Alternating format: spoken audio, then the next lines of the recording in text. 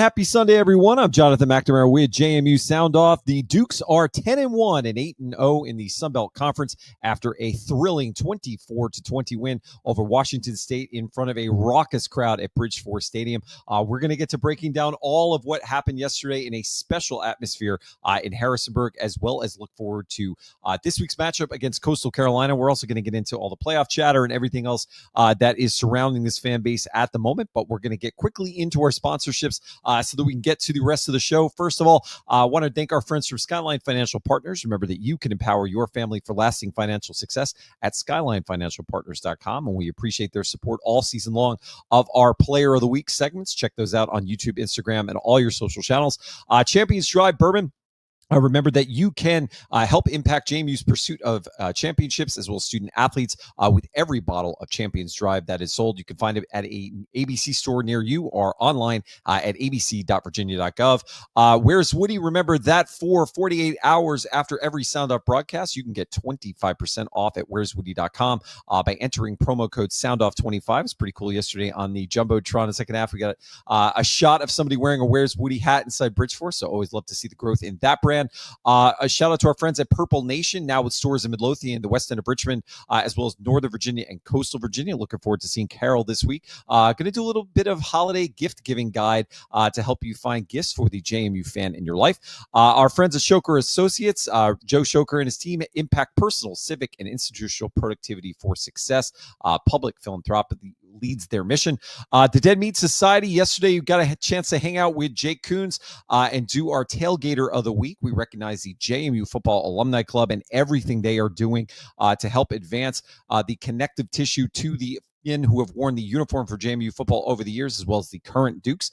So check out the JMU Football Alumni Club on all your social media channels. And remember that you can join the movement for grilling enthusiasts at deadmeatsociety.com. Outdoor Kitchen Creations, learn more about how to take your backyard kitchen to the next level at backyardtrends.com. And then our new sponsor this season, Valley Road Vineyards. Remember, the next time you're off I-64 between Harrisonburg and Richmond, stop by, mention that you heard about the vineyard from JMU Sound Off, and you'll get 50% off your wine flight. And remember to consider them for your destination for weddings, rehearsal dinners, birthday parties, and holiday gatherings. And we got to give them a big shout out.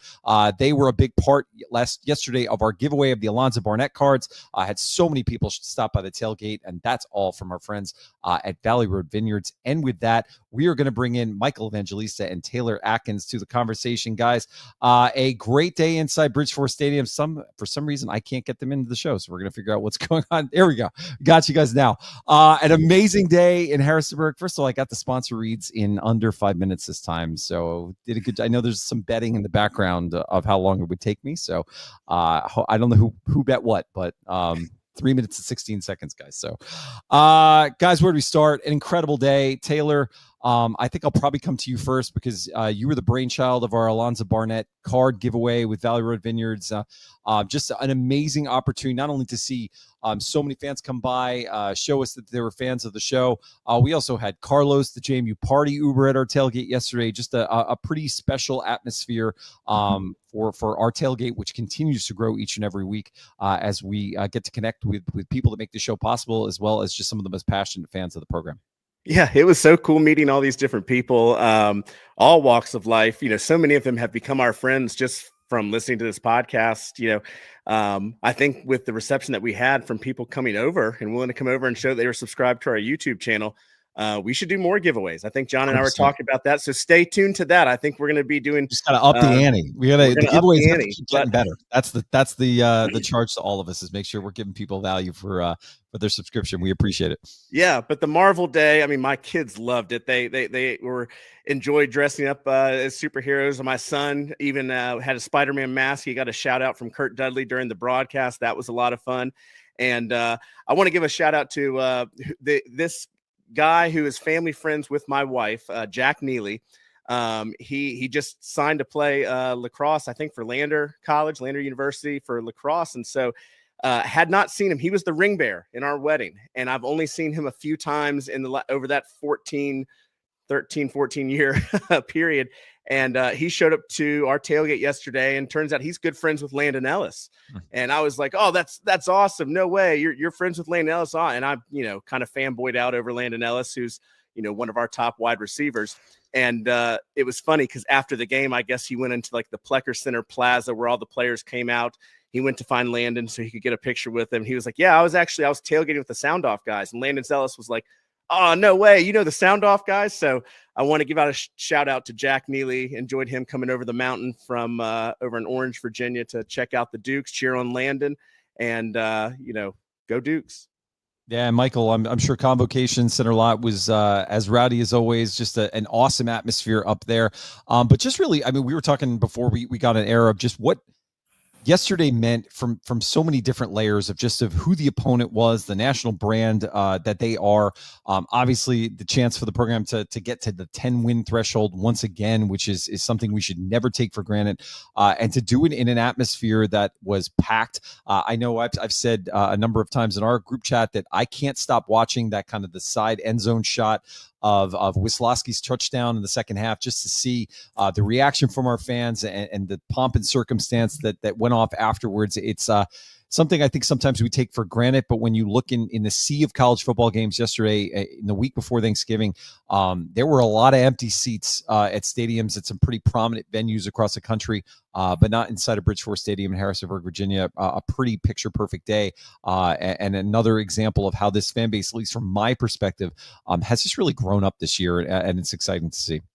Yeah, it was truly a proud moment. And I'll kind of hit on 2 points there, John. I think number one, what a statement win for JMU and the program itself. I mean, to host a brand of Washington State's magnitude, I felt was a bit understated going in. And I get it, the Pac-12 kind of imploded. Those teams have left to go to the Big Ten or whatever, and they're kind of having to pick up the scraps. But this is a program that not only produced guys like Drew Bledsoe, Ryan Leaf, very, very polarizing figure, but was still number 2 pick in the draft. And also Cam Ward was at Washington State as well, the number 1 pick of the draft last year. This is a proud program and national brand. And to think, I look back 5-6 years ago, we're hosting Morgan State from the MEAC, Norfolk State, or we have Morehead State back in 2021, our last year FCS, to now have a Washington State and beating them 24-20. And we'll talk about it a little bit if that's good or bad. But I put this up there in terms of program stamp victories, just like when we beat Middle Tennessee State 44-7, because that was our first FBS game at home. Now this is our first sort of program at this level of brand that, they spend $75 million, $10 million more than JMU from a budgetary standpoint. They have a national following. I mean, it's really phenomenal, right? So it was a really proud moment. And number 2, I thought we did a really good job with the Marvel Day and really gathering around that. I will say this, Convo was great. It was a bit of a not sleepy tailgate, but it was a rainy tailgate. It was foggy. The weather was not good. And obviously it opened up during the game, but it was actually gorgeous. But it was a little strange, right? That the fans it was late arriving. They filled up. It was a phenomenal crowd at the end of the day. But you could tell we were kind of feeling like, is this a good day, a bad day? How rowdy are we going to get? But man, to number 1, see Groot do the dance off on the awesome. Videotron, Baby Groot, phenomenal. To see the Guardians of the Galaxy sound off, I think in the 3rd or the 4th quarter, where we all sang as a stadium. Which, amazing. By the way, did you notice that the soundtrack to yesterday, all of the songs played throughout the day yesterday were part of Marvel movies? It's a little interesting nugget from yesterday. It's like little things like that we caught up on. And I want to shout out Jake Longnecker, who does a lot of our fan engagement, and he's the DJ. What a great job. I don't know if someone finally told, turn up the volume 20 to 30 notch, but it was next level. And honestly, in the 4th quarter, to see the entire, all of Bridgeforth completely packed, I've never heard Bridgeforth that loud ever. And people say, oh yeah, game day versus App State. I don't know. This felt different. And to your point, John, it felt like we grew up. And again, I think we did a great job. The crowd was phenomenal. The environment was phenomenal, and we won, and we're 10-1, and that's a good day. Well, and I want to give a couple additional shout outs. First of all, Melissa Wyatt and the work that she did to make yesterday possible. She joined us earlier in the season on the podcast and talked about the whole process. Obviously, Jeff Polglace and his team, the different media aspects that go into putting on something like this. We tweeted it out before the game. There was a 2.5-minute segment on ESPN in the morning on Saturday, all about our uniforms. Once again, the front porch of the university in action, just another way that this promotion, because there was, let's be honest, some chatter of, was this worth it? Were the uniforms not enough? Were they good uniforms? Bad? I from my perspective, I just thought it was a home run across the board. I also just saw so many people who just seemed happy, like whether it was Marcus Nunez, dressed up like Hulkus. I heard he never took his costume off, even when he was up in the suite level yesterday. We had the Attorney General of Virginia, post elections, was on the sidelines with a giant smile on his face. Also, apparently, he's a listener of the show. He knows ball, by the way. Like, he was on the sideline. He was talking about the players on the field and like who was doing well. I was like, okay, he's a follower. But my thing, and this is, I said it yesterday, that there were a couple other things that happened yesterday that I think warrant us just pausing before we get into the game again, because it's something that we take for granted. Is from a fan perspective first. I've not felt in a long time a game where it just felt like the collective fan base didn't want to leave the stadium.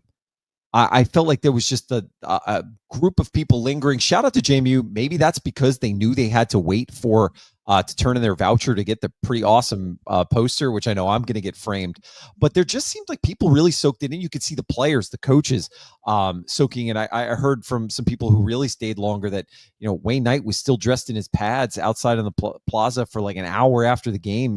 And just, it felt different.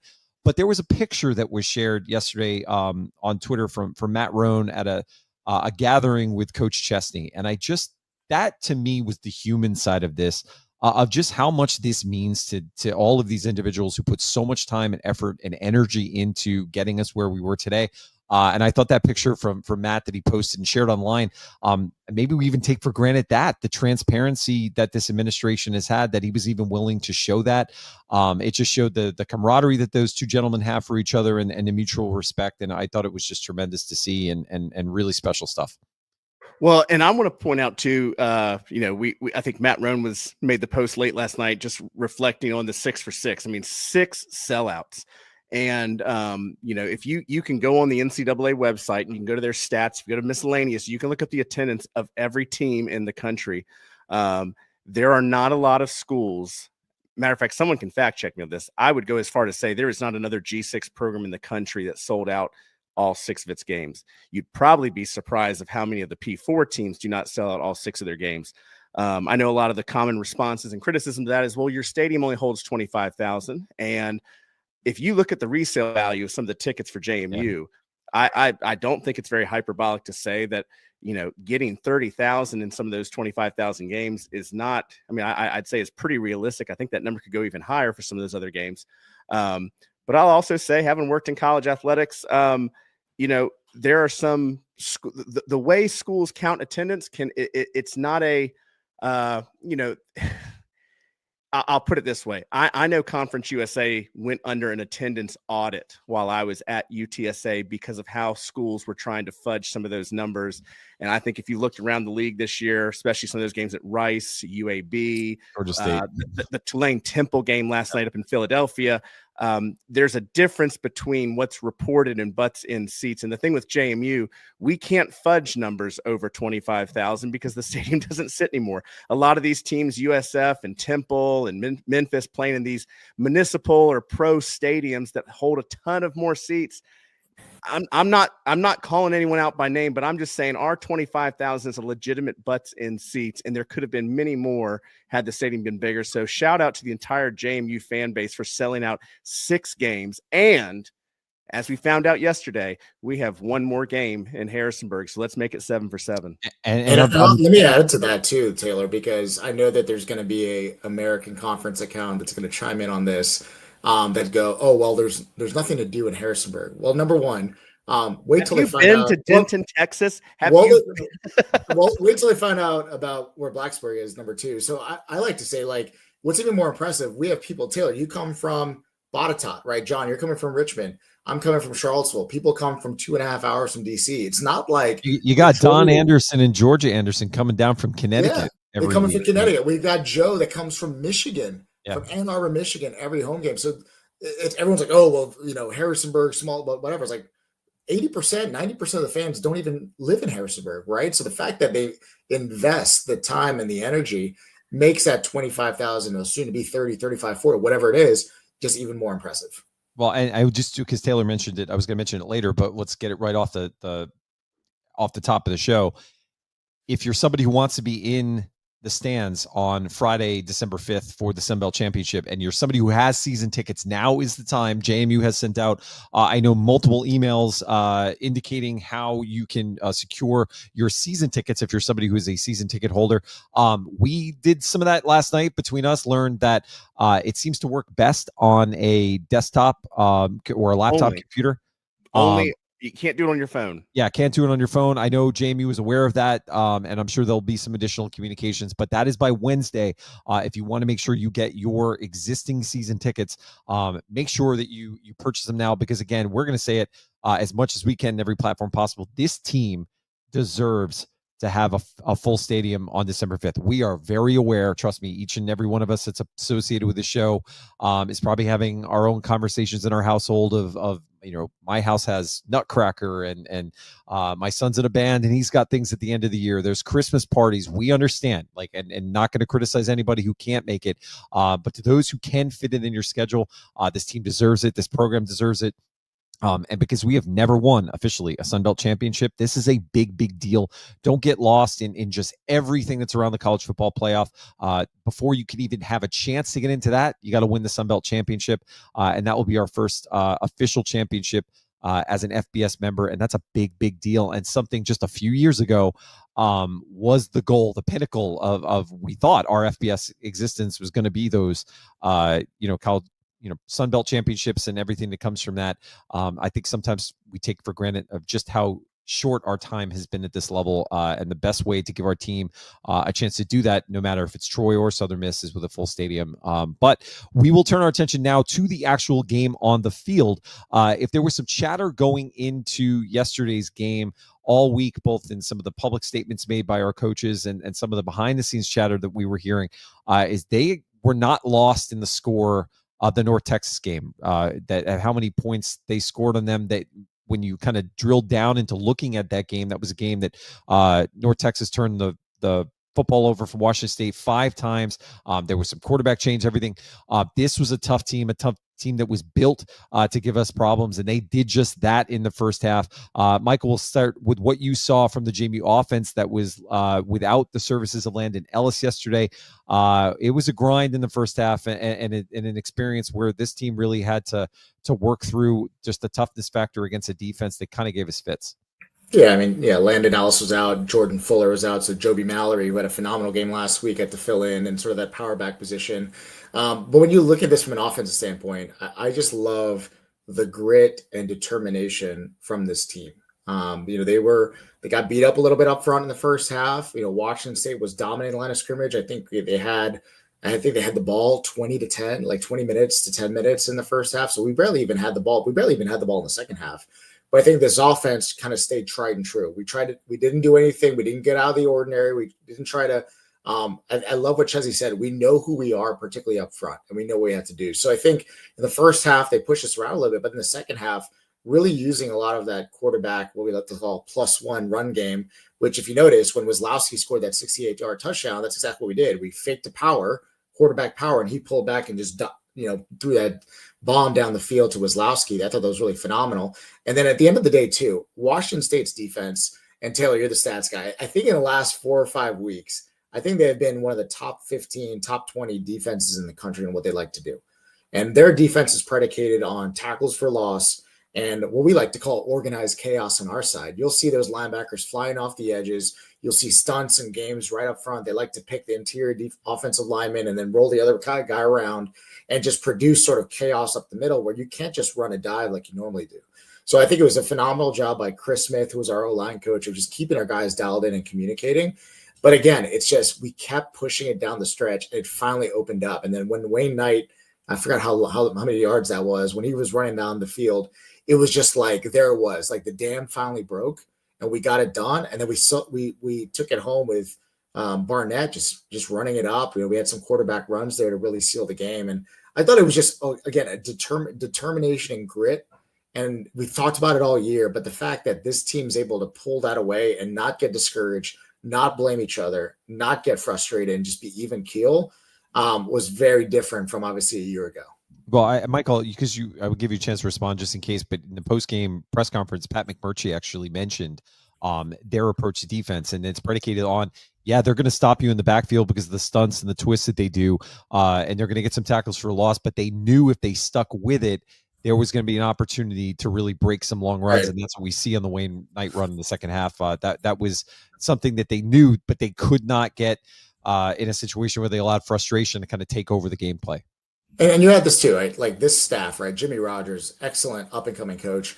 He won 2 national championships in a row at South Dakota State. So let's put all that context in there, right? I think he brought in 17 players from that national championship run. And we know this more than anyone, just being an FCS 4 or 5 years ago, that this is a premier Missouri Valley program that I would argue could play at the top of the G5, right? Even at the lower P4 levels. He brought some of those players in. So this is not a defense that did not know where to play. They knew all the wrinkles of a Jimmy Rogers defense, and they gave it to us, right? Their safeties were blitzing downhill. They had guys coming from all different angles, you name it. This was not a first year defense and trying to figure it out. They had players that had been running this defense for 3 to 4 years. And we saw that, right? And we saw that also against when they played UVA. I think that defense held, let me pull up the box score here. That defense held UVA to 301 yards of total offense, 179 passing, 122. And then Ole Miss took it away at the end, but Ole Miss, I think, was under 345. 345, right? Well, the offense of Washington State had 345. Yeah, sorry. They gave them 439, but a lot of those came in the fourth quarter when Ole Miss started opening it up. But at the same time, like this defense is on the come up, right? And I think they've kind of figured out what they're good at and how they put their best personnel in the best situations possible. Well, Michael, you mentioned really quick that just the back and forth between players who had played at South Dakota State. There was a moment in the game where one of the South Dakota State defenders actually went over to Coach Chesney. He was kind of jarring with it. He was like, "Hey, we knew you were going to call that play," and Chesney kind of laughed at the post game. He said, "Well, you might have known it was coming, but it was a little more of an execution angle on our play." But it was just funny that kind of back and forth was happening during the game.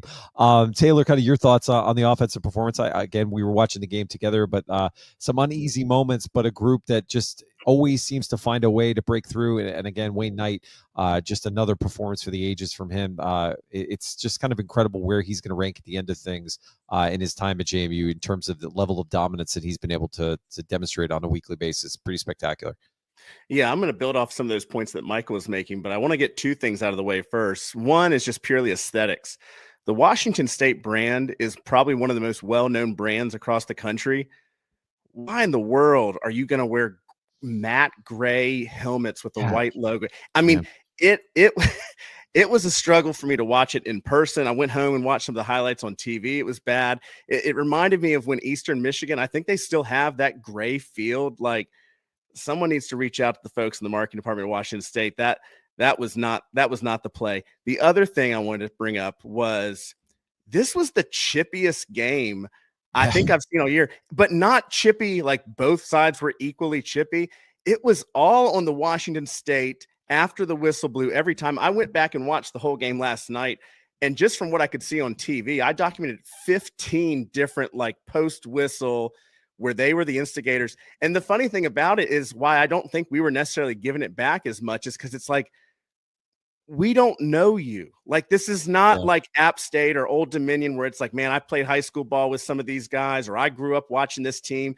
It was surprising how just aggressive Washington State was. And I do think there was a mental aspect to this game that maybe kind of got us out of our rhythm early in that first half, was just how Washington State did kind of come in like a team with nothing to lose.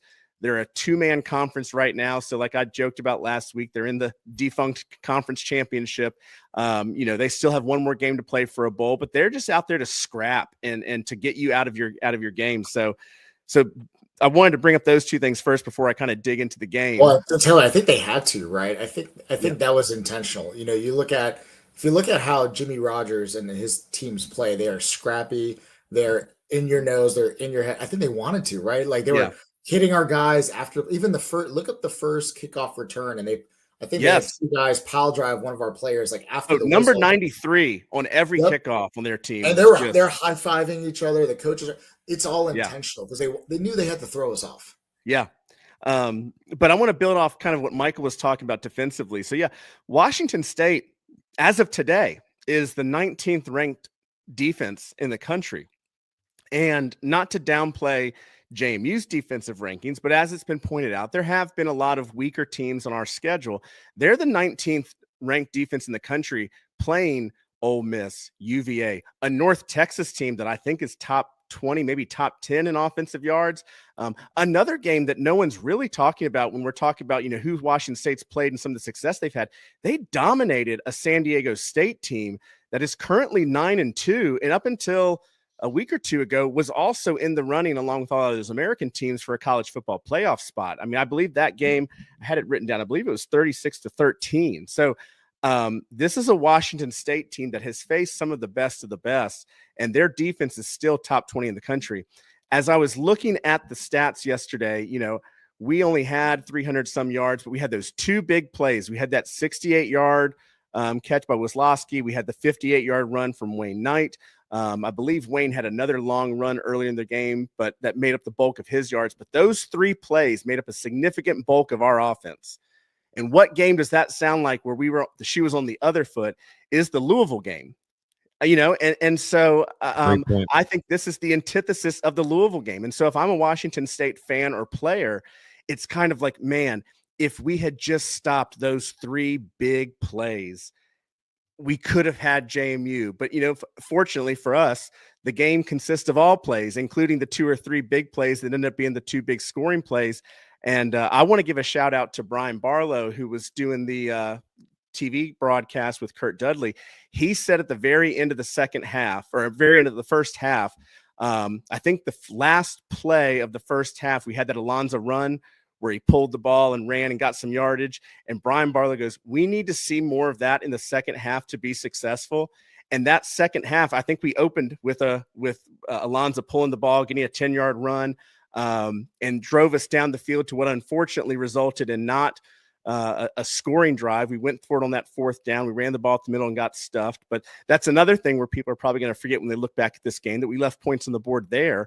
But we had the ball for 8 minutes and we came away with 0 points. Yeah. And that's the other thing that I was looking at was the time of possession, both in this, when we played Marshall, it was 31-28 Marshall. Last night, it was 35-25 time of possession in favor of Washington State. I don't want to, I don't think I'm giving anything away to our opponents that are looking to beat JMU, but obviously if you want to give JMU a game, you got to string that game out. You got to make sure you're control the time of possession. And then this is the hard thing, is you've got to also prevent JMU from those 2 or 3 breakaway plays, which Marshall did not and Washington State did not. So, that was a good defense, and I'll say one of the best defenses in the country. There are a lot of SEC and Big Ten teams that have not faced the schedule that Washington State has and are putting up the defensive numbers that they are. Yeah, really outstanding stuff. And again, that drive you mentioned was something that was also mentioned in the postgame, though, for some of the offensive players. They did gain confidence on that drive at the very least. They didn't allow that fourth down stop to kind of bury them or have the frustration creep in. They learned, hey, we can move the ball. And it was, again, part of what their understanding and knowledge of the game plan was, is they were going to have to be patient for their moments, and they took advantage of it in a big way. But again, I do want to focus on just one last thing on offense, because I know we want to talk about the defense side. Michael, if you have any other points, feel free to bring them up as well, though. But just to give Wayne Knight his due one more time, we were texting back and forth last night of where does Wayne Knight in all of our eyes kind of stand out in the history of great JMU offensive players. There's some names obviously that come to mind for me, and when I think back on my time, it's the Rodney Landers was been the most dominant player I ever watched. Rodney played quarterback. I know, but like from a running back position, we've been blessed. Guys like Percy, who have had incredible careers at JMU, and you go back through the years. But what Wayne Knight is doing this season is just special. He adds another 126 yards on the ground yesterday, and he just seems to rise when we need a play. He puts that foot in the turf and goes, and it's big play after big play after big play. But it's also the little things. He has become an incredibly effective pass blocker this season for JMU on the offensive side. And again, he was not somebody. I know this has been a source of some online chatter too. Is who said he was going to be a prominent person on our offense or not. I know he was the third and fourth. Everyone was focusing on Io and Percy, not Io and Percy, Io and correct me, George Pettaway. And what Wayne Knight's done is special, especially there were questions. He had been in the portal. His brother leaves the program, and for his commitment to JMU is special. And man, again, just you saw Ebo's video from the stands being like, he's amazing, and it's been awesome to watch. I just want to, because I'm glad you're gloating on Wayne Knight, because I don't think we do it enough on this podcast. And here's the reason is we kind of are looking for like, well, yeah, of course, Wayne Knight's the best, having one of the best performances. Who's the other guy who hasn't been doing it consistently week to week?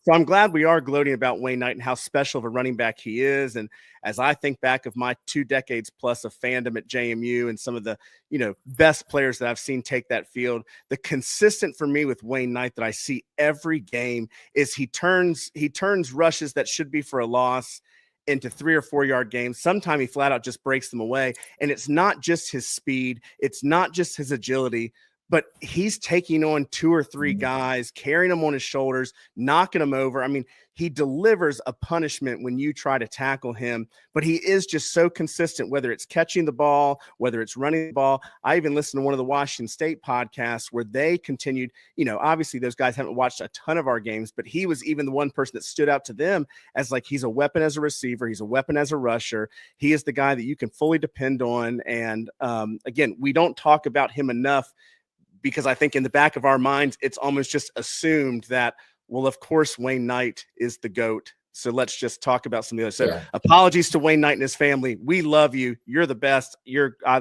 can't say enough. Well, to that point, right? I mean, we've been super blessed. Like when I think of people or running backs that have had the same impact of Wayne Knight, I think of Khalid Abdullah, North Dakota State, running over 100 plus yards. I think of Percy, right, really being our bell cow in the first year in the Sun Belt and FBS, just being a phenomenal running back.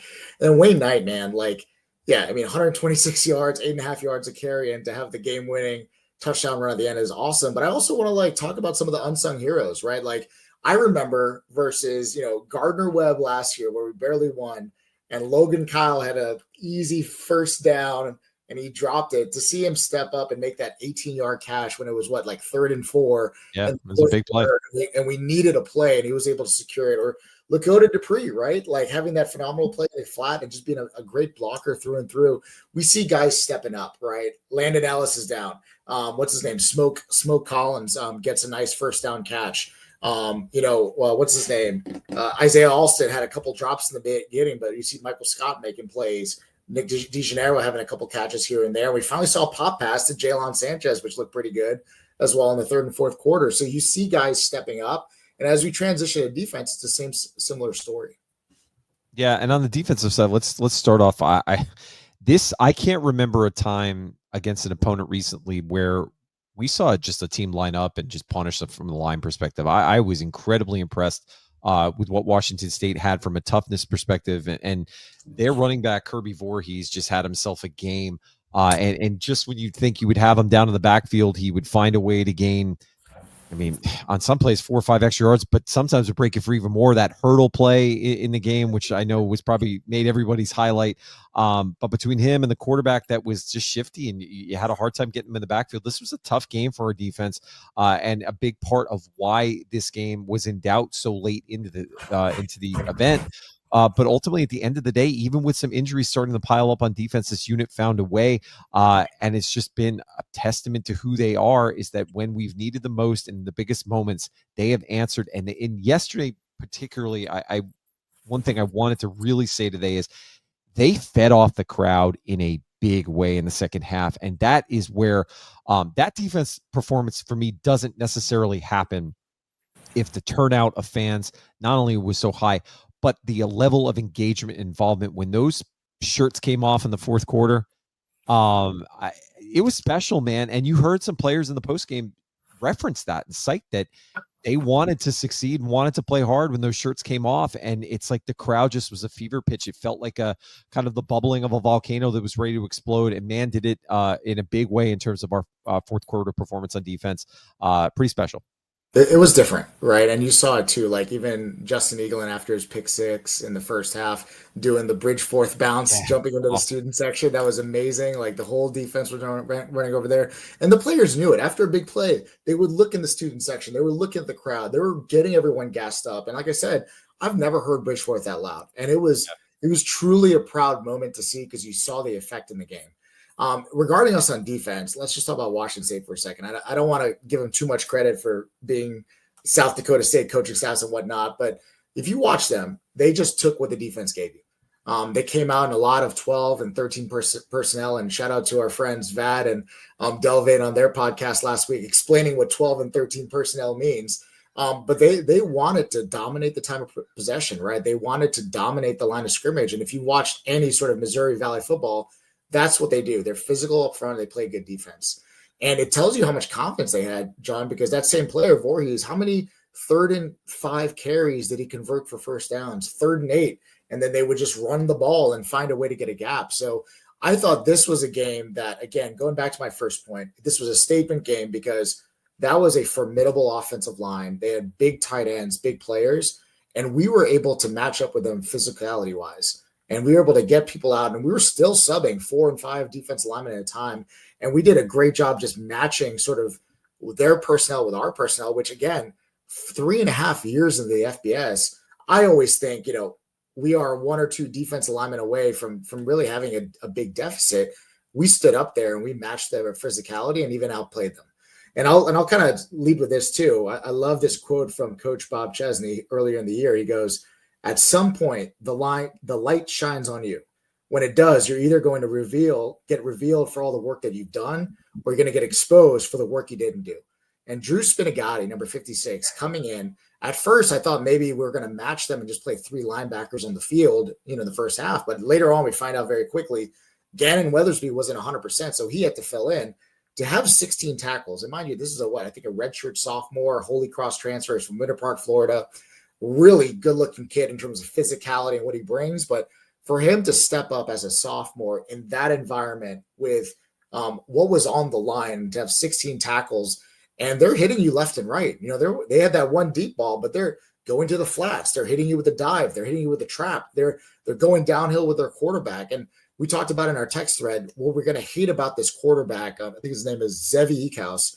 He's those annoying backyard quarterbacks where he doesn't look great throwing the ball, but he's got that it factor where you're never going to get a shot at him. You're never going to be able to hit him straight up. And he's going to make plays that's going to leave you super annoyed and scratching your head because he just knows how to get the ball out and find gaps. And we saw it when he scored that touchdown.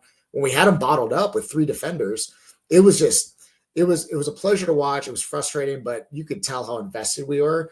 And just like the physicality wise and us being able to match that, I thought our program grew up after this weekend.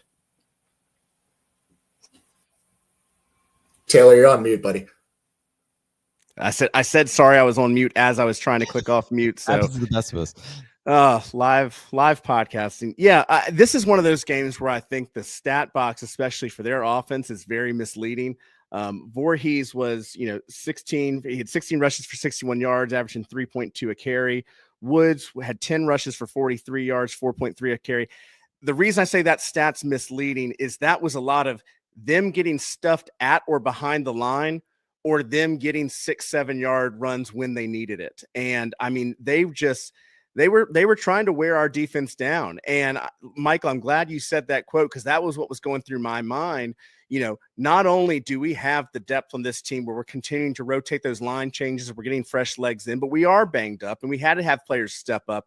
And it's one of those games where if you're a pretender, if you buy into what some of our critics say, well, they have an easy schedule, if they played a tough team, we went deep into the fourth quarter and we had the fresh legs. We had the talent to continue to stop this team. And they were just trying to drag it out. They were trying to play that numbers game where if they just keep punching, eventually we're going to fall over. And we didn't. And so I do want to was it Tyler Brown who made that one tackle where the guy had the outside run at the very end? And I mean, he had to dive and shoestring as Washington State was going. It was probably, Tyler Brown was all over the place. It was probably, gosh, this is the one where it was probably Woods, not Voorhees, but he kind of bounced outside. This is when Washington State, he broke the Spinagati tackle and goes out.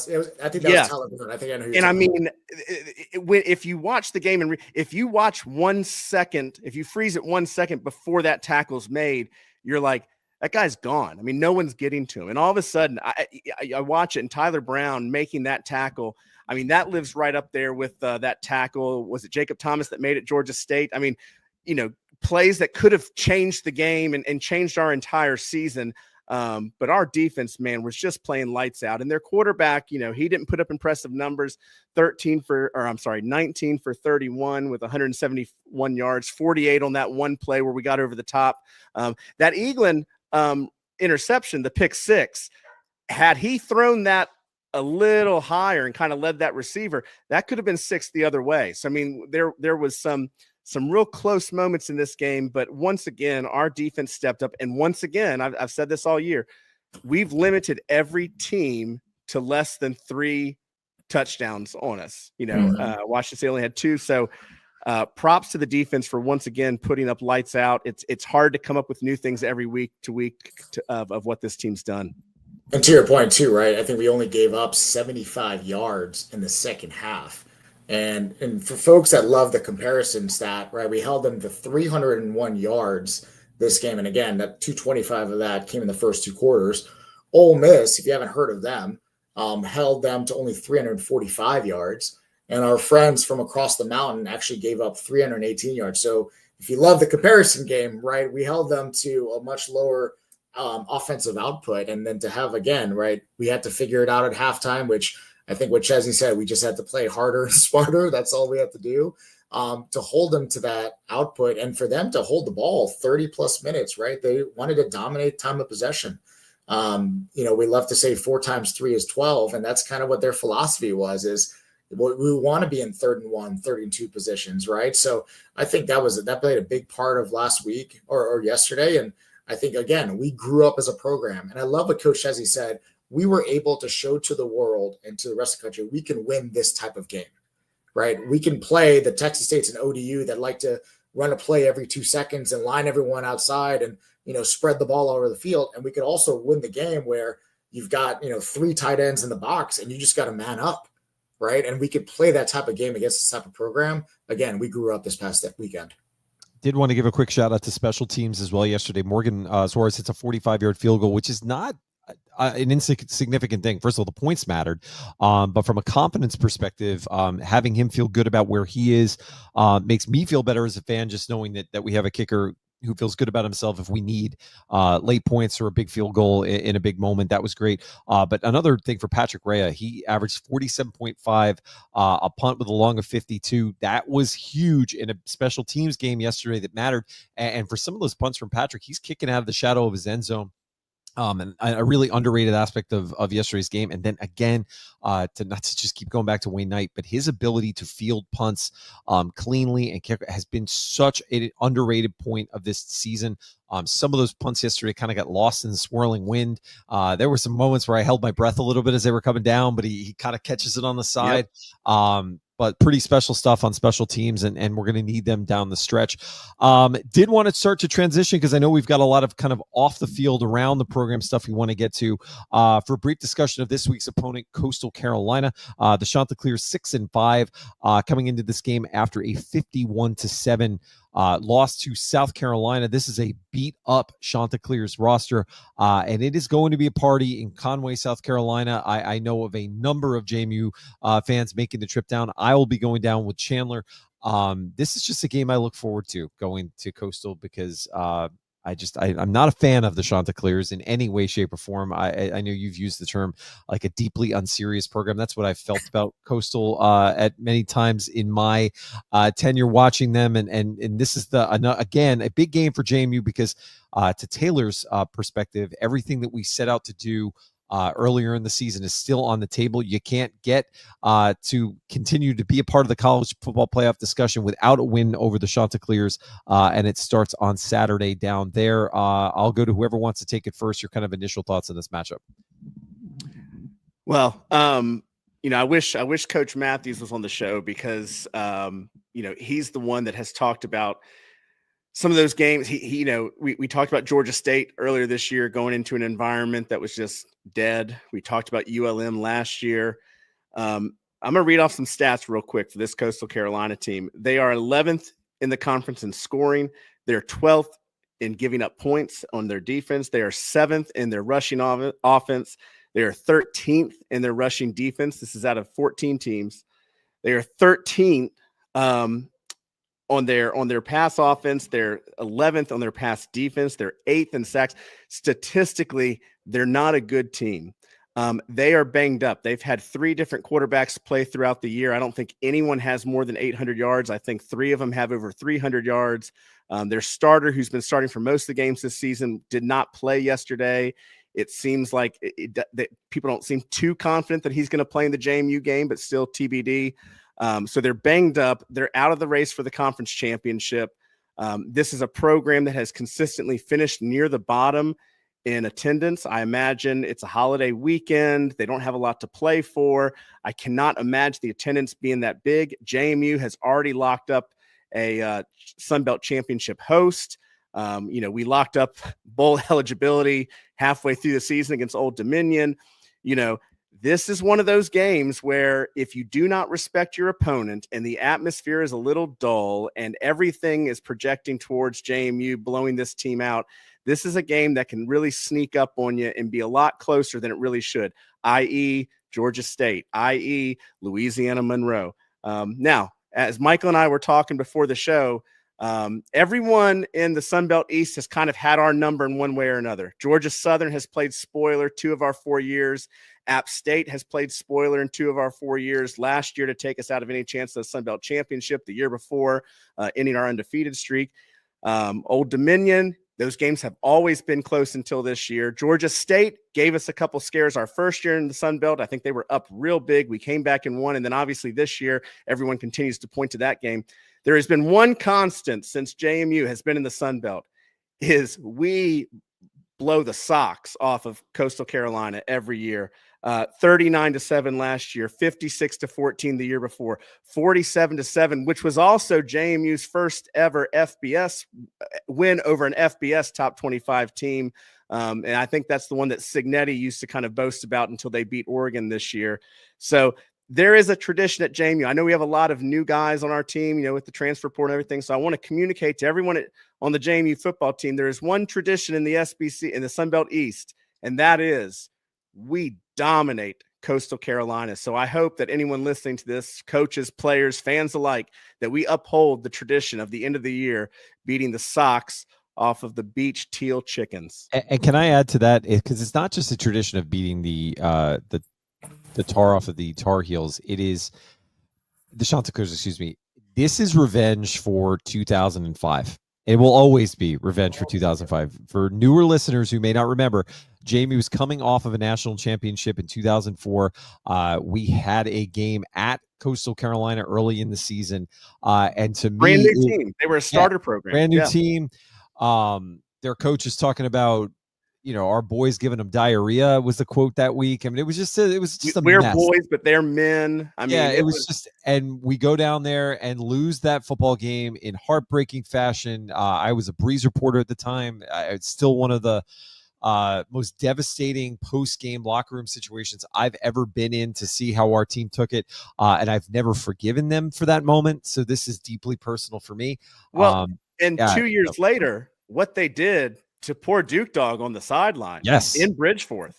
For those of you that this is at the beginning time of YouTube. YouTube videos were just becoming a thing. But if you want to go pick the Duke, we should post this on our socials this week. But the Duke Dog Coastal Carolina mascot fight, which at the time when things didn't really go viral, it was a viral clip that I think was picked up by ESPN and all sorts of stuff. So I don't like Coastal. I don't respect Coastal. I want to beat the snot out of Coastal. And to some of our more recent fans, let's be honest. This is another revenge game. This is the Chris Ward revenge game. No, that's the most important part, guys. It's just like I have not heard if he is going to be in attendance or not. Can you share the context around that for the folks? Sure, if anybody can, please. I'll. So we were all there in 2023, and this is when we won 56-14. And this is also known as the Streamer Gate game, where Chris Ward was thrown out of, I don't even know what the name of their stadium is, was thrown out of the game for throwing a streamer.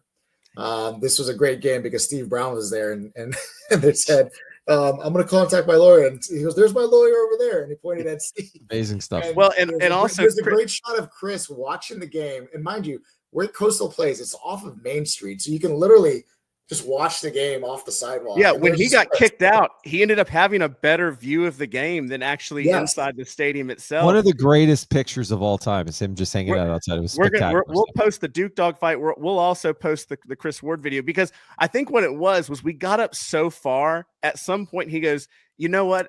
I'm going to have more fun throwing this streamer than I am continuing to watch this blowout. And he said, I think I was the one with the streamer supply. He's like, Taylor, hand me a streamer. I waited. I got the cell phone out, and he just threw it right out there.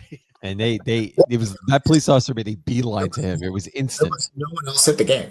It was literally at that point. Yeah, that's the thing. For anyone listening, this was not JMU fans throwing it at Coastal players. There were no Coastal fans left in this. The only people left in that stadium were the couple hundred JMU fans that had made the trip, and he threw it into selling the JMU section. big boxes from their concessions. It was. I mean, it was bad. Yeah. All right, let me bring this back. Concessions. By the way, the other thing of this game, then Michael, go to the game, but like, we're going to take full advantage of the free concessions. Like just stay tuned for the content of. We will have a counter for how many times Afton goes to take advantage of the popcorn and hot dogs and stuff. And so hopefully just he's able to keep it all in by the time we do our fast thoughts. But excited to see that. Michael. Yeah, I was going to say, let's bring us down to earth a little bit, because number one, it's crazy to think this Coastal team's number 3 in the Sun Belt East right now. They're right behind ODU. Obviously, they got beat up by South Carolina, I think 51-7. They played their backup quarterback. At the end of the day, this team has nothing to lose. I think this is Tim Beck's 3rd or 4th year as the head coach of the program. I think they were thinking about firing him just like 3 or 4 weeks ago. They're going to throw the kitchen sink at us, because this is arguably it's their Super Bowl, right? Like, they're now bowl eligible. I think they're 6-5 on the year, but they have nothing to lose. And to Taylor's point, I guarantee they have all 3 of those scores from 22, 23, and 24 up. And they know exactly what the pedigree is in the history of these two programs. So I think, like, throw all of that out the window. You know, this feels like a Georgia State game. This feels like the ULM game last year, where there's probably not going to be a lot of people. We're probably going to have to get our own juice. And at the end of the day, let's think about it. We were doing on this podcast, JMU, we're 10-1. We're the champions of the East. We might make the college football playoffs. Blah, blah, blah. We're, champions of the world, Marvel Day, sold out stadium. Everyone's telling you you're great. And then you're going to go to South Carolina, where you're going to hear a pin drop. And at the end of the day, you're going to have to beat the guy in front of you. Yeah, that was the thing. I think around the tailgate yesterday, when people are like, how do you feel about this game? And I'm like, we got disrespected by not having game day come here. We got disrespected by not being in the polls. I don't think there's anyone in that locker room that feels like they've accomplished anything. And I said, they're going to play with the chip on their shoulder. And as close as the game might be, I was not worried about Washington State as a fan. That was a fan speaking. Obviously, they're a great team. This game is a little different. You're going on a road against a team that you've dominated, against a team that's statistically at the bottom, on a team that has nothing to play for, in front of a crowd that I don't think will be that great. You're already focusing on, you talk about looking ahead. You're already in the championship game. It's at your place. I'm not even going to speak it into existence, but let's just speak the obvious. When everything on paper is going our way, those are the games I'm most nervous about. Yeah. And also, too, Coastal loves to get kind of crazy with their in-home theatrics, right? Well, yeah. Like motorcycles, they run out with, and the halftime. And this is more for the fans, but the halftime when they have the Knights jousting, it's going to be weird. I'm sorry, I can't. If they do the what is that? The Knights restaurant, Medieval Times. I can't look at that. That to me is why people. Why do I harp on them not being a serious program? To go back to another story in JMU lore is that the first time I saw a halftime show be a Medieval Times performance was at Towson, which was a program in yesteryear of JMU football. I was always a JMU fan who was pumping up Towson. And my best friend Jimmy Irwin wrote the book Midnight in Chattanooga, and he would always just say to me, John, it's Towson.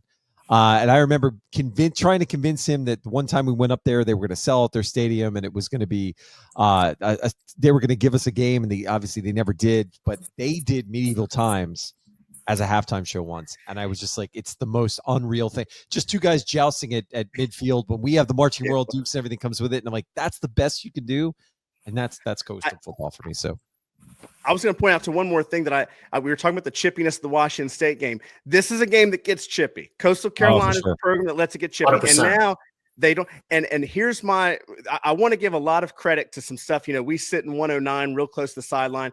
I want to give a lot of props to both the players at JMU and the coaching staff. I think yesterday, late in the game, a Washington State player went way out of bounds to the JMU sideline. And I saw 3 or 4 JMU players push their teammates back and make sure we're not going to talk. We're not going to do this stuff that's going to penalize us late in the game. I think at the end of the App State game, I saw Coach Chesney, some of the other coaches going down the line and saying like, hey, when the game's over, we're not doing any of this stuff that's going to get us in trouble. Obviously, Louisiana and Texas State had a little scuffle at the end earlier this year.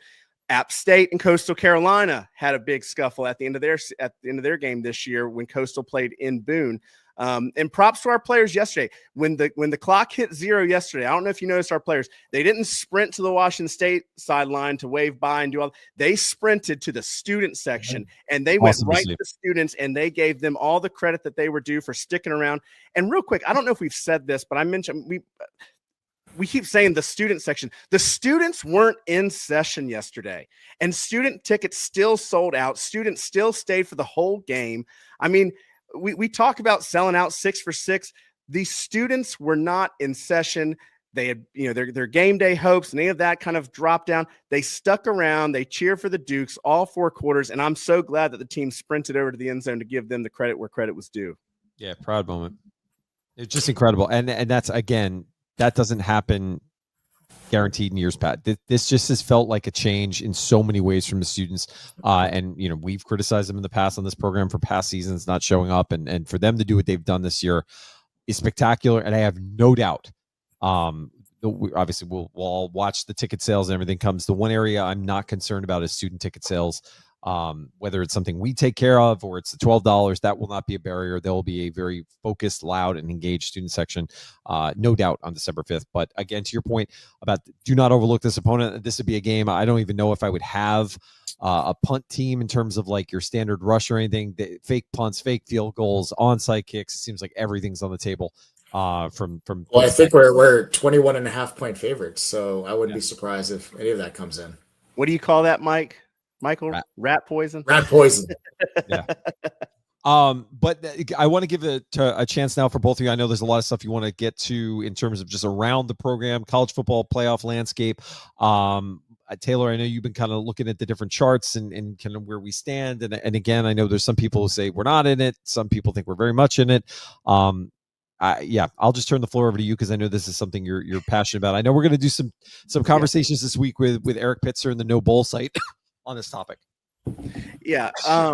There's still so much football left to be played. And that goes for JMU too. I mean, we got to beat this Coastal team. We got to beat them convincingly, and we got to win the Sun Belt Championship.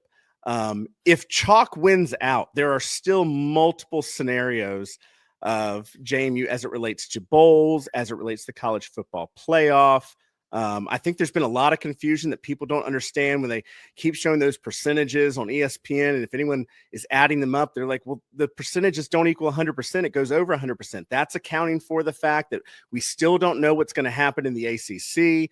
I believe there's a 3-way tie for first right now between UVA, Pitt, and SMU, but right behind them, Miami and Georgia Tech are still in the conversation. I believe Miami and Pitt play next week, which is a big game right there. SMU plays Cal. Obviously, UVA and Virginia Tech play. We talk about games where records go out the window. That's a game where records go out the window. I'm sure Virginia Tech would love nothing more than to play spoiler for the first time in who knows how many years UVA is playing for an ACC championship. But we don't know if the ACC champ is going to get into the playoffs. So all this bickering back and forth between Tulane, North Texas, and JMU, it's like, or we could both rally against the real P4 cartel and knock out the ACC. So what I would say to everyone, would I say that we're in the driver's seat, like we control our own destiny? No, it doesn't look like that. Would I call us, would I say it's a long shot or not a high probability? Not only would I disagree with that, I mean, the numbers, a lot of numbers are in our favor. We do have 2 tough games left that are going to, I think yesterday's game is going to do a lot for the college football playoff committee. I think it was 20, it was 20, who lost yesterday? It was 20 teams, 20, 23, 21, and 20 or something. I think think that was the week before, but maybe it was yesterday as well. Yeah, I had it written down. I have 4 pages of notes because I was writing all this Taylor stuff. actually likes to prepare for these podcasts, guys. Well, I have it right here. 23, Yeah, 22, and 21 in the college football playoff ranking all lost yesterday. I believe all 3 were teams that were not in the AP, but were put into the college football playoff. And then the week that they're put in there, they all lose. So I can't remember what I said last week about this. I think I said I'd be shocked if we're not in it. And of course we weren't. I'll say it again. It just doesn't make sense if we're not in it. The big question is, where are we in comparison to Tulane? Where are we in comparison to North Texas? I think right now when I talk about chalk, kind of winning out, that's Tulane losing to North Texas. And I think if North Texas beats Tulane in an American Conference Championship, you've got to ask the question. A lot of people say, well, it looks like they're obviously biased towards the American. Maybe.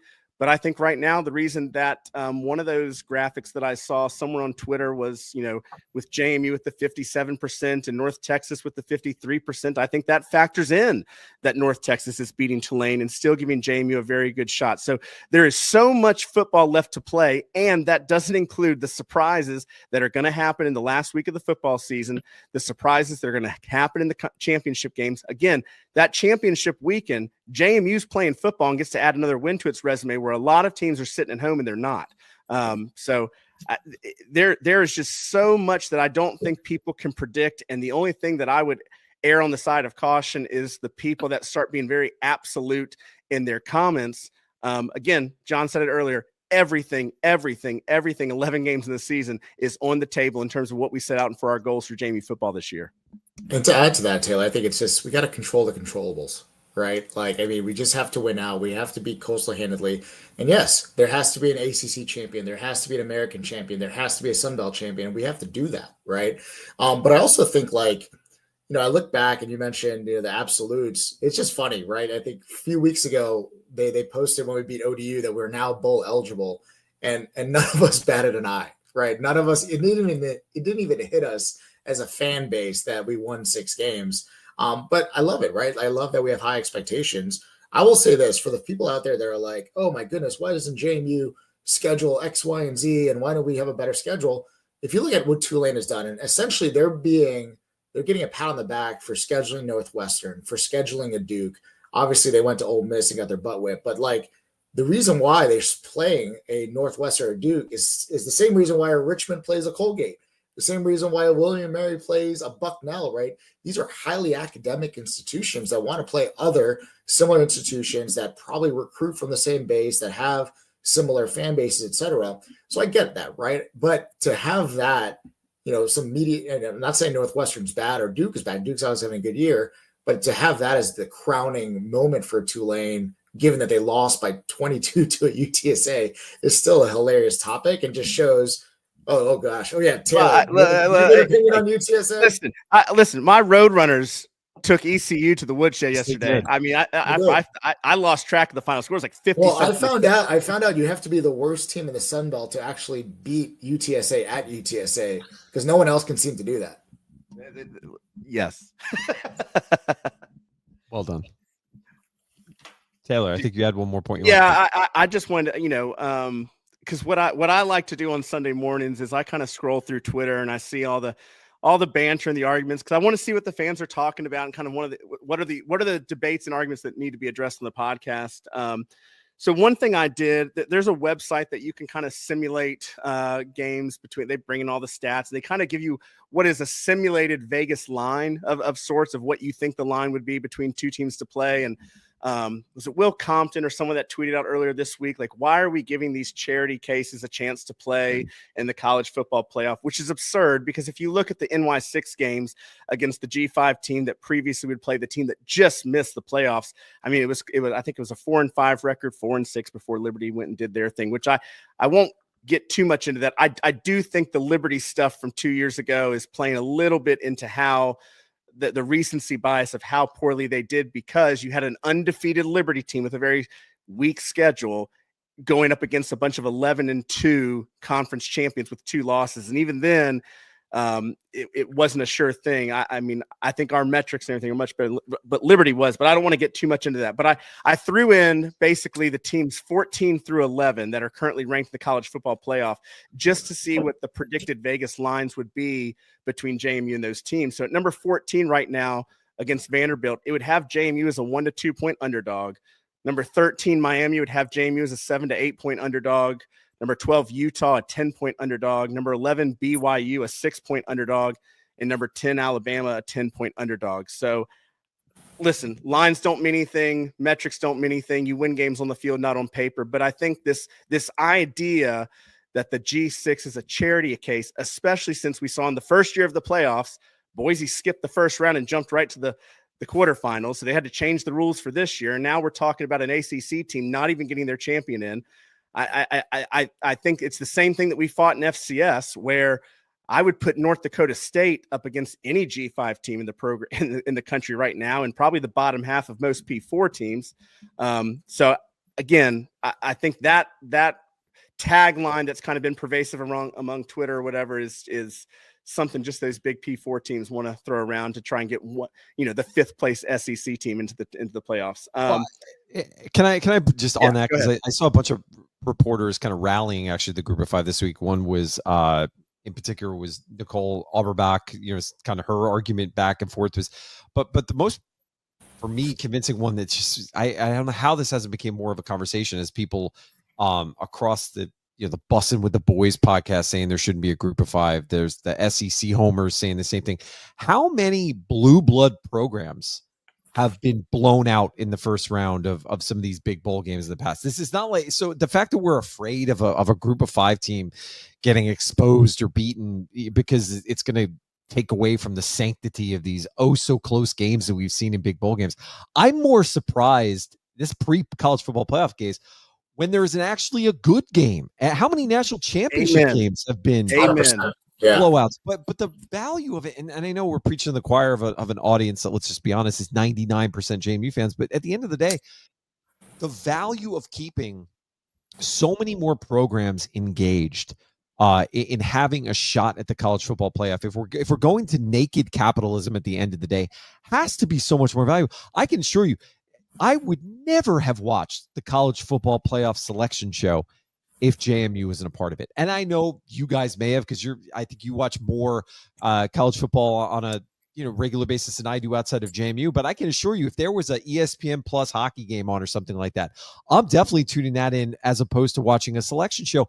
But I'm watching it because JMU's in it, and how many more fan bases continue to be engaged because of that little thing that we all take for granted is the concept of hope and the opportunity to play. And I just get wildly offended at the notion of like, oh my God, we can't.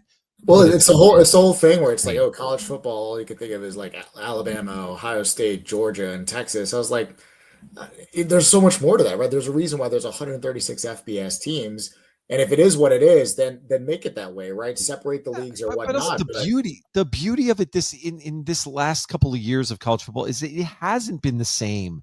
3 or 4 teams dominating it. There's been more parity. Yeah, and the parity, and look across professional sports who have figured this out, rightfully so, is that like parity is a good thing. Not to cite hockey again, but the NHL has leaned into parity in a big way. And look at the Eastern Conference in the NHL. It's like from the second team in the league all the way down to second to last is separated by like 3 or 4 points.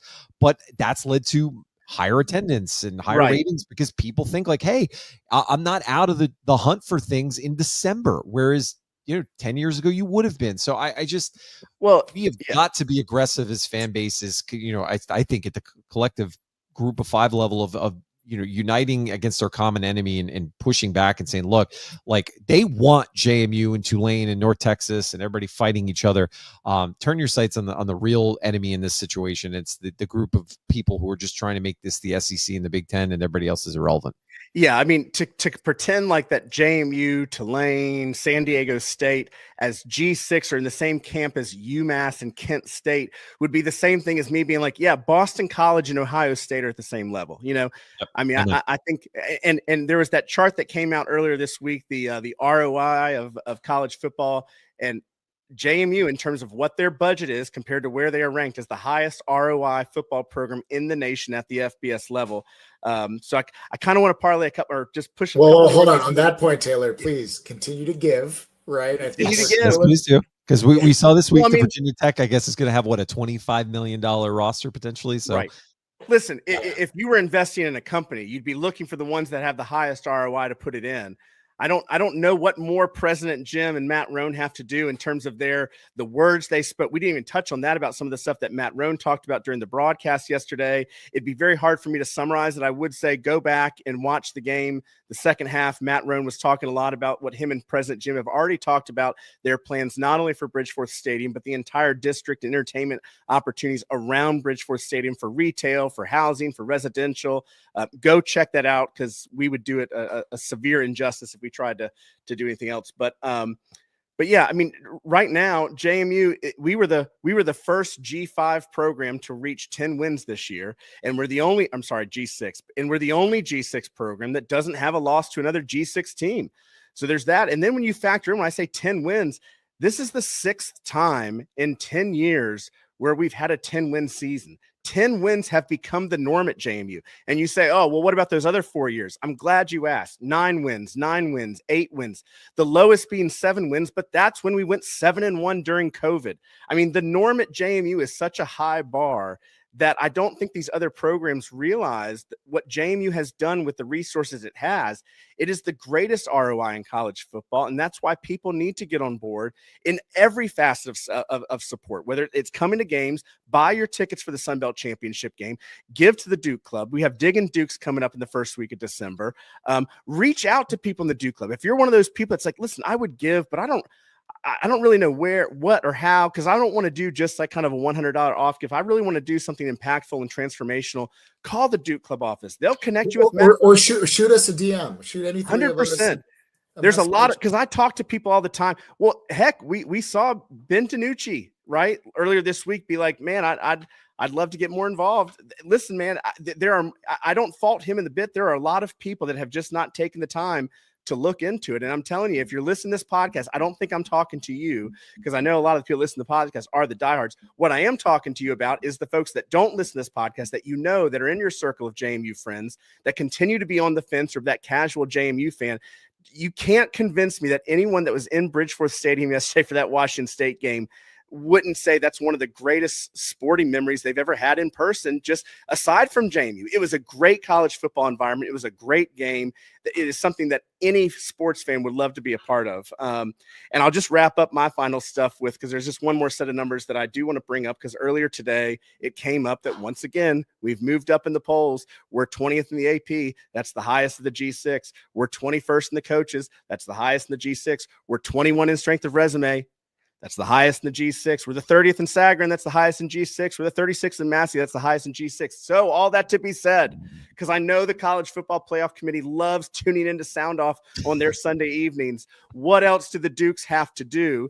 And if you still don't think we've done enough, tune in next week, national TV, ESPNU, for the tradition of beating Coastal by 40+. And then tune in the week after, ESPN primetime, December 7th, Friday night, and watch us kick the snot out of whoever the West puts up against the Dukes, because we're taking home the Sun Belt Championship, and I can't wait. Go Dukes. Is that an underrated part of this whole debate around the college football playoff? Maybe it's not as important as I think it is, but the fact that we will be a Friday night 7 p.m. game on national TV, like on main ESPN, like they pay more attention to that game. Sports Center will lead into it, after it. Everything is just, I don't know. It feels like it could again, right? Like from national championships at noon on ABC to the semifinal against Montana at 7:00 on ESPN2 to now having the spot right on ESPN on a Friday. It's freaking cool, guys. I'm saying, I don't know if there's going to be 25,000 people inside of Bridgeforth, or 18, or where we're going to fall somewhere in between. It's a commercial. It's a you're at Bridgeforth on a Friday. Cliff Wood talked to me today about some games in the past. We were talking about things that some of our favorite games at Bridgeforth, and we mentioned the Sam Houston State game, or we mentioned the Weber State game, and then he made a point of like that Weber State game had like 11,000 people, and I still thought it was an incredible showing to the country. I know we will not have 11,000 in the stands for this game at a Sun Belt championship. This is going to be a pumped up crowd, especially after yesterday. If we had the turnout that we had yesterday, especially off the disappointment of game day, this is going to be another national commercial for JMU. And whatever the number is, if you're in that stadium on Friday at 7 p.m., you're going to be dialed in, and it's going to be loud. It's going to be cold. It's going to be dark, and it's going to be spectacular. We just don't put on bad performances at night from a fan perspective, and that can't not have an impact on a whole number of issues related around what's happening now, what happens next. It's just going to be a scene to be sure, and all the more reason why we need to take care of business on Saturday at Coastal. For me, I think back to when I was a student in the 2004 and the 2008 seasons where we were dominating the FCS. And if you looked at some of those polls like Sagarin, where it ranked 1A and AA together, I would go to my UVA and Tech friends and be like, see, we can compete with you. But in the back of my head, I was like, yeah, but if we really test that on the field, we're probably not coming out on the right side of that. But now we're in a position where let's say we go 12-1 and let's say we don't make the playoffs, okay? We've still accomplished so much more in our first 4 years of FBS that I'm going to say this, that a Virginia Tech and a UVA team have not accomplished in the last decade. Old Dominion, who moved up a decade before us, hasn't done it. Liberty, for all that they've done, it's been hit or miss. It hasn't been consistent. For me, college football is a lot about regionality. And for me, it's about, I'm not trying to be the best team in the country yet. If President Jim's hearing me, yet. I know we got bigger plans in mind. But for me, consistently being the top dog, pun intended, in Virginia, that's a big deal. And it's something that 10, 15 years ago, it wasn't even one of those things where it's like in the near future, this could happen. It's happened. It's done. And we have folks down at Virginia Tech trying to, just get to be back to where they're one of the top 2 teams in Virginia, which JMU has already done for its first 4 years in FBS. So I think this is one of those things where everyone listening, again, we're not talking to you. This is to the people that aren't listening, or have them tune into Sound Off, share the podcast. But this is a special moment that not just for JMU and for teams in Virginia, we're doing something that a lot of teams across the country have never done and wish they were in our shoes. I'm just saying, how much money is Virginia Tech going to spend to try to get ranked again? It's 200. It's crazy. And just to quantify it, right? We've played 48 FBS games, and we go 38-10, 25-7 in conference. And on that point, the one that said, how many of those 10? And I know we're getting a little long on the show tonight, but it's at 38-10. How many of those 10 games that we lost did we have hour-long plus episodes saying of how close the game was and we should have won? It's not like Marshall, App State. Yeah, the Louisville game. Game. It's crazy. It's a really step back. Oh, the first Louisville 2% of those losses were last year. Let's the App State game, we've got a big lead in the first half of that game. There were just, it's not like we're getting the doors blown off us in those 10 games. We have been competitive and the favorite in the vast majority, overwhelming of those 10 losses. And that, again, speaks to the consistency of the program, but also the product that when JMU steps on the field, they are in every game they're going to play. And that is not the case when you look across college football. It's remarkable. And it's the perfect segue into what I wanted to say I am thankful for. It is Thanksgiving week, is I am just thankful for this run. I just have been finding myself pausing and reflecting this week just because of how enjoyable the last stretch of games was. And there were so many moments yesterday in and around the game where I just stepped back and I said, man, I'm just so grateful that JMU is such a huge part of my life, whether it is the reunions that I get to have with friends who I met as a freshman in 2001. I texted somebody yesterday and I said, hey, could you have imagined this when in Eagle Hall, floor 6, I was just trying to convince you to take the 200-foot walk into Bridgeport Stadium. And I remember this person said, her name is Emily, why do you care so much about this team? And I said, hey, it's a process because we're going to be this big thing someday. And to see it play out the way it did yesterday, but more, yes, and we care a lot about the wins and the losses, but those weekly interactions that we get to have as fans of this program. The relationships that we formed through this podcast are special, and I am just so grateful for what JMU continues to give back to me, because this run that we've had this season is never guaranteed, and it's something that I am, whatever happens next in this year, in the how many wins we get, where we fall in the Sunbelt Championship or college football playoff picture, coaching carousels, anything. I'm just grateful for this run because it's been special, and it warranted being said on a platform like this. And I know everyone who's watching this probably has their own example, but I remember starting the season off in our preview shows, wondering what journey we would take this season. And I'm even grateful because we even said is how much can this podcast continue to grow? And I think about all of the new friends we've made this year through this platform. It's special, and I'm particularly grateful. And I'll allow either of you your final thoughts if you want to take it in that direction too. But a special season for sure. Yeah, and echo John. I think for me, what I'm most thankful for is just the passion of this fan base, the passion of this program, the passion of its supporters. Taylor, you mentioned when you were in school from 04 to 08, you guys were dominating people. Well, I went to school from 2008 to 2012. And I like to tell people, if you were a JMU football fan, particularly the years of 2009 to about 2013, you are a fan for life, because those were pretty dark times. And if you thought the offense looked bad at some point during the last couple of years, you should watch some of those games. But to see the passion of this fan base, the growth of this fan base, especially when you turn on the TV, and I think UNT played at Rice. There was like 250 people in the stands.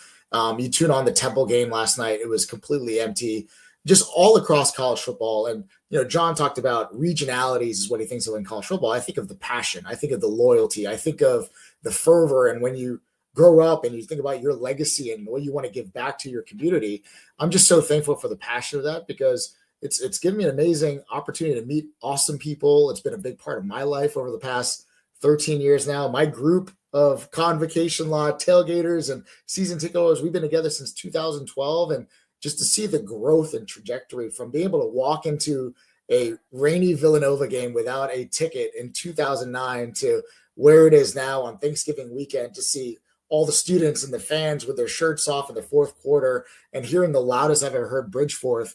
It's just phenomenal just seeing the growth, and I'm just excited to see where this program will take us next. I'll be short, but I'm going to get a little sappy. It's just, college football was always a big thing with me and my dad. And, he went to East Carolina. We went to some East Carolina games, and JMU football, I don't live in the same city where my parents live, but JMU football gives me 6+ Saturdays of fall to see my parents, to bring them up, to allow them to see their grandkids. And, the memories I made with my son on our father-son trip to Marshall. And, if you saw some of my social media, my youngest Harrison had his shirt off again, was spinning that shirt. I mean, it's just, as a dad, as a son, it just means a lot that something means so much to my family and gives my family an excuse to spend more time with each other. And so, yeah, I'm thankful for the opportunities that JMU has given that to me, including all the familiar faces that I see every game day, including, especially John, some of the folks down in Richmond, where I think about when we were getting 8, 9, or 10 guys around a table at some random restaurant in Richmond to talk about the Duke Club Richmond chapter of, how we can do a viewing party for our second round playoff game on with a laptop plugged into it's something special. And there's a lot of people that walk around Bridgeforth on game days that have never worked in the administration, but owe a lot of credit to what JMU is today. And so if you were ever a Duke Club rep or a Duke Club donor or a Duke Club anything in those early days, props to you, because this is a credit to everything you did as well. Well, and my final thought for the episode, I am grateful for the JMU women's basketball team, a 65-56 win at home over Virginia Tech. Shout out to JMU volleyball. They are in the championship game of the Sun Belt.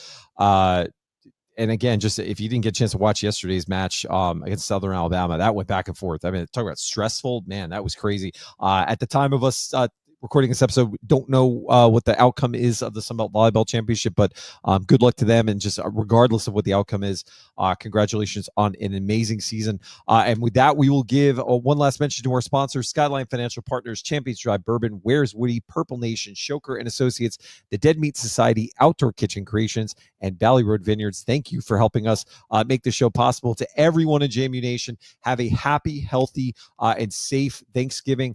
To those who are making it down to Conway, South Carolina, look forward to seeing you there. Safe travels all around. And with that, that will do it for another episode of JMU Sound Off. And we'll be back next week for another episode, hopefully recapping another win over Coastal Carolina. I can't say Coastal Carolina today. I'm tired.